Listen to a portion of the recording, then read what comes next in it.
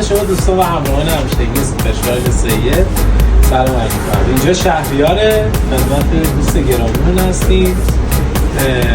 اومدیم که یه چند تا دنا درست کنیم. حالا دوستمون برگرده نشون بده دنا رو.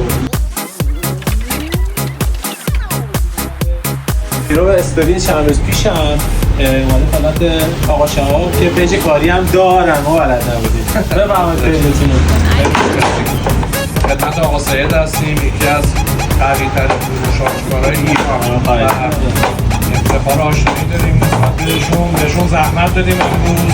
اگر افتخار بدن به ما شاگردشون رو بکنیم، انشاءالله در آینده بتونیم یه نمایندگی ازشون بگیریم و در خدمت مردم حضور باشیم. پیج کاری من فوتو الکترونیک همین زیر تگش حالش کردیم توربو رو و الان رسیدیم به بخش دمونتاژ توربو.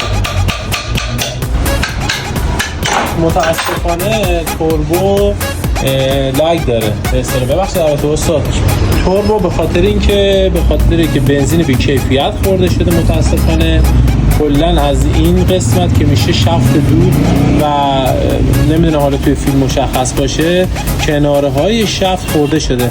متاسفانه این توربو کلا عمرشو گذرانده و باید با تعویض شدن این کاتریج دوباره برش کردیم توی مدار.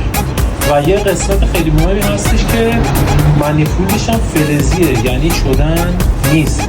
اگه منیفولد شدن باشه هم برای خنک‌تر شدن موتور و شتاب بیشتر موتور بهتره.